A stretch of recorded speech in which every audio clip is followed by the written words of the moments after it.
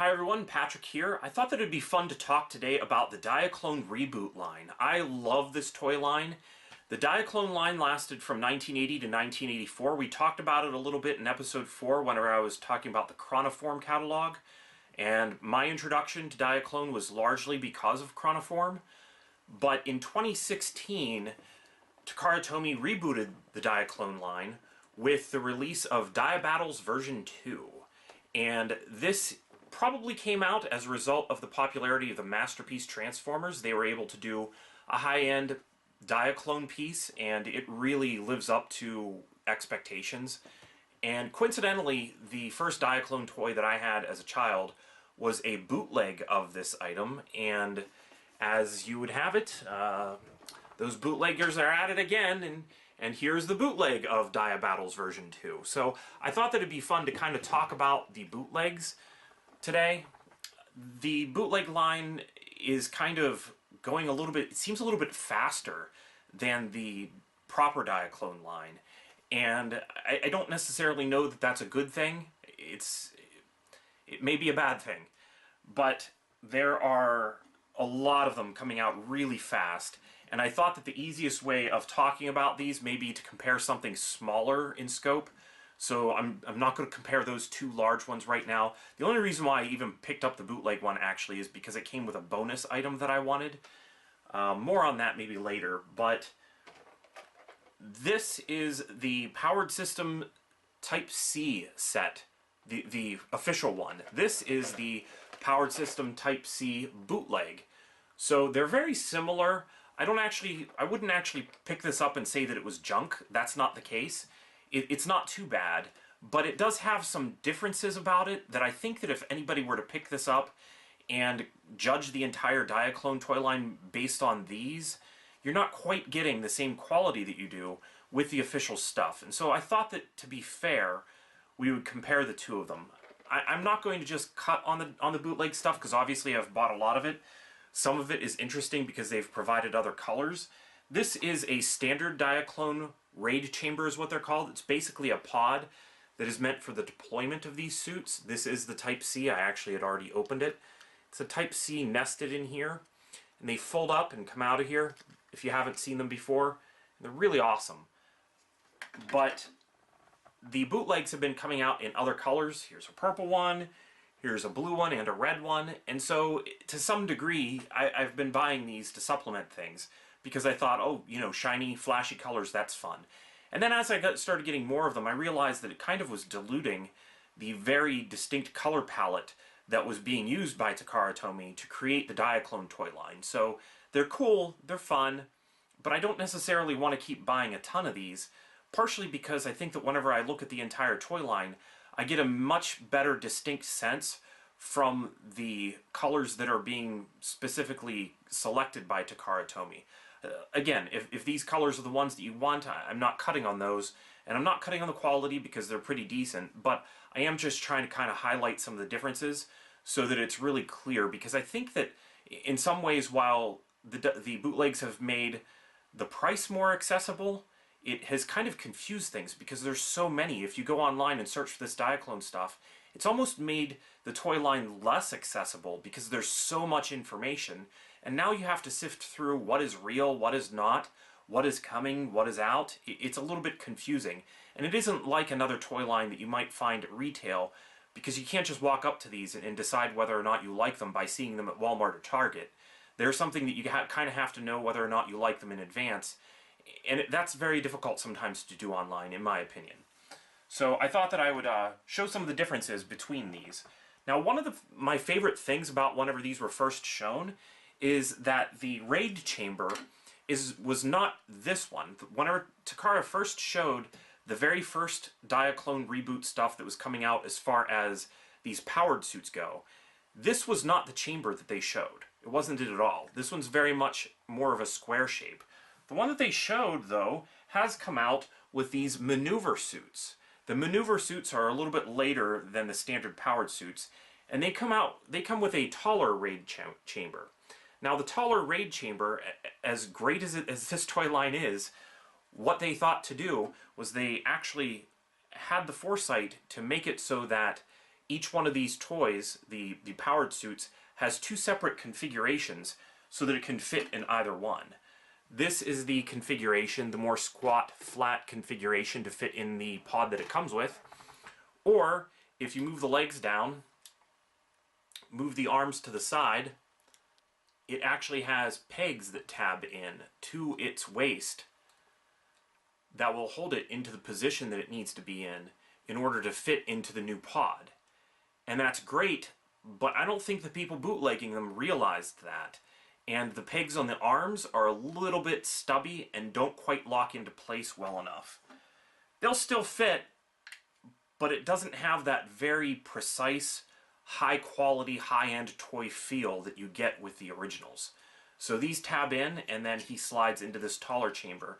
You may be asking yourself, well, what's the difference between the shorter one and the taller one? And the answer is, well, the taller one has a weapons rack that comes with it, and they are most likely going to be used for different configurations to fit with the larger vehicles. Like, I have the Diabattles version 2 prototype version. I believe this was based on a model kit. They're not just making crazy things up, although they're awesome. I thought they kind of did. This is often called the Moonbase version, and I love it because it actually has history within the brand. And then this is the Diabattles version 2 Cosmo Maneuver type. I love that one. It must be a Gundam reference because it totally looks straight out of Gundam, the colors. And it's great, it's retooled. All this stuff is really wonderful. I'm going to need to resist talking about how great the rest of the toy line is so I can get to actually comparing these. So let's take a look closer at them.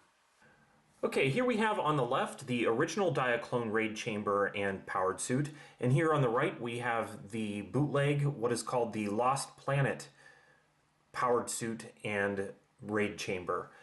You can see that they're pretty similar. The colors of yellow are a little bit different. They're definitely darker on the original, but the bootleg did manage even to paint in the details in the chest. Right here, these silver details right along the bottom. You can see that there are some minor differences in sizes of all of the details across the chest. Right up in here, there are some vents that are clearly different. I don't know if these changes were made at the level of a CAD model or if they actually got a copy of the toy and bootlegged it from there. It's a little bit difficult for me to tell because there are so many subtle differences.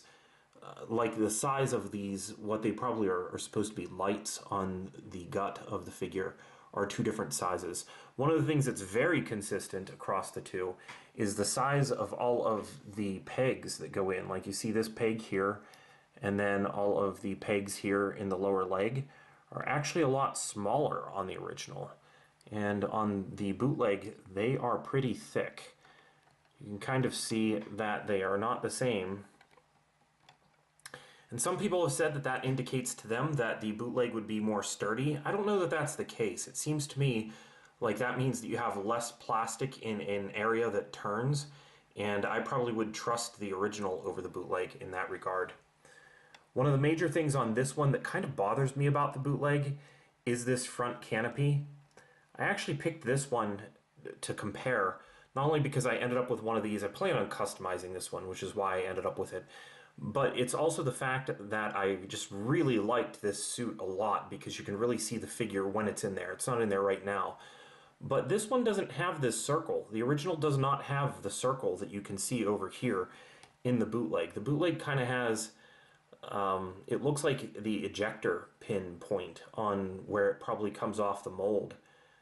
Right there in the center of the canopy, and it's a little bit distracting, to be honest. I really like the way that the original one looks much better.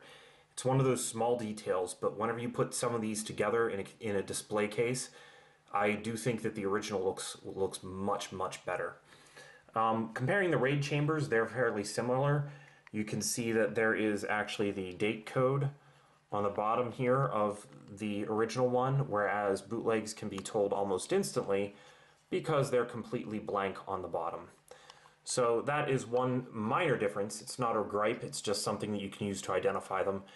And you can see that the pins, again, in the original one are smaller and they are larger in this one. It actually makes these a little bit tighter, I mean, I guess you could say that that makes these, maybe if you were going to put an arm up, it'd be less likely to flop on these ones because the bootlegs are a little bit tighter. But I tend to think that this one just goes into the position I want it in a little bit easier. Whereas the bootleg, I feel like I really have to work at it to get it to bend into place. And that's true of all of them. Like this knee takes a little bit more working to get it where I want it to be. The details on the inside of the raid chamber are relatively unchanged. Again, you're getting that little bit of a difference in some of the size of the lines. Like the lines on this are a little bit different than the lines on this. They came with all the same accessories, I should note that. And the accessories are so minorly different that it really, I don't think that there's any picking one over the other as far as quality goes. It's just that the changes are very minor. You can see on the original that some of the details in there are a little bit smaller, and they've kind of widened them out on the bootleg. It's a very strange change that makes me wonder why that was the case. Maybe somebody, can't imagine them 3D scanning this whole thing in and being that successful at printing this out. I would think that at some point somebody got a hold of the CAD model, which I don't know how all that happens, but somehow it happens. These definitely are not the same tooling as each other because there are changes across the board. Comparing the guns, again, they're relatively the same. I actually don't have any complaints. There's a minor detail that's missed on the tip of the gun there. There's like a little line that just looks very techy on the original, whereas the bootleg just has a square hole in it. And the shape of the hole on the tip of the gun is slightly different. You know, I stand corrected. Actually, the bootleg of this came with these guns as well. The version C, it looks like the Diaclone version did not include these standard guns that come with some of the other powered suits. So it's a little bit nice that the bootleg actually did include that. And here's that major difference of the pegs that are on the arms and on the feet. You can see here that this peg is a lot more defined than the peg on the bootleg. I'm trying to even angle that in there so that you can see that peg. The bootleg one is shorter and rounded, and that is also true of the feet. The feet on the original one are longer and more pronounced, and those are useful for whenever it comes time to tab those into the side of the body. You can also see inside the cockpit, the detail on the original one has this painted gray, whereas this one is just yellow. So it actually lacks a little bit in detail. I don't know that I really like that. When you get a figure in there, it kind of makes the tab and the construction of the toy stand out more than I like it to, whereas the gray is a little more subdued. And actually, if you look at the gray on the original one, there's a little bit of tech on the visible side of the tab, whereas the bootleg, it's just a plain old toy tab that is just kind of there. And that brings us to the Dianaut included with the bootleg set. I'm sure you didn't notice, but right here in front of Starcom's Rip Malone, I have stuck to the side of Lunchbox because the feet are magnetic in these. I have the Dianaut driver from the original powered suit.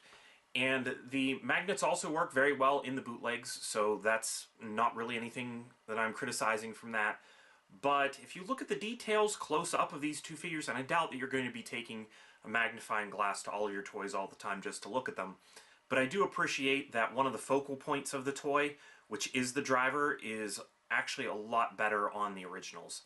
Let's see. I'm probably going to have to take some photographs of these just for us to really get a look.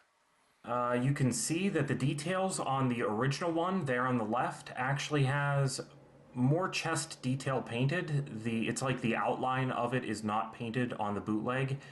More importantly, I actually look at the gut of these to do a quick comparison if I happen to get some things mixed up and wonder which one is which. The gut of the original one is actually a little bit more narrow and well detailed than the giant, like, boxy square thing we have going on there in the lower half of the torso in that ab crunch of the bootleg. The two figures actually, as far as being mad at, I'm not a genius at balancing these things. The two figures, as far as magnetism goes, they're pretty similar. That one holds on pretty well, that one holds on pretty well. I really don't have any comparison for that. I mean, I think they're actually really on par with one another. I think that the color of orange chosen for the original is a little bit nicer. The face stands out a little bit better on that color than it does on the final one. You can kind of see some of the other differences. The knees obviously are a little bit different as well, because the knees on the bootleg are a little bit more open and wide. You've also got that square boxy look on the back that is more pronounced on the bootleg than it is on the original. And if you look, it looks like the shoulders actually don't quite, they're not quite as countersunk as well on the bootleg. We're getting into an area where these figures are so intricate to begin with. The fact that they were able to bootleg this at all, I'm kind of surprised. And you know, I certainly don't mind adding these to my collection. I had picked these up and I intend to swap some parts on this to give myself a solid orange fellow. So that is, again, the fun of the bootlegs, are the different colors, but they're not quite as good as the originals. So there it is. There's a comparison of a bootleg powered suit versus an original powered suit. And I hope that that gives you a little bit more insight if you were on the fence about buying some of the original stuff, because I do think that it's great. And if you did decide to buy some bootlegs, just kind of as an entry level, decide if you like it or not item, I really don't think that you'll be all that disappointed. I think that there are a lot of great things to offer. They've even done some retooling of some things. Oddly, some of the retooled suits don't actually fit figures inside because of some of the decisions that they made. So there is definitely some weird stuff going on as far as the plethora of bootlegs go. And I hope that things can be a little bit clearer. I would definitely recommend, if you go to the official Takara site, they actually have a rundown of everything that they have released. So if you don't see something on there, maybe it actually is the bootleg. Because seeing these things in pictures and everything online, it's been a little bit confusing. What with them having multiple configurations and many ways that they can go, sometimes looking at this stuff online, you don't really know exactly what you're looking at. So definitely check out Takara's site and, you know, give these things a chance. I think that they are great. Thanks for watching this episode of Articulated Points. We hope you enjoyed it, and we'd appreciate it if you would like, share, and subscribe. If you'd like to learn more about some of the toys featured in this episode or want to follow us on social media, links are in the description below this video.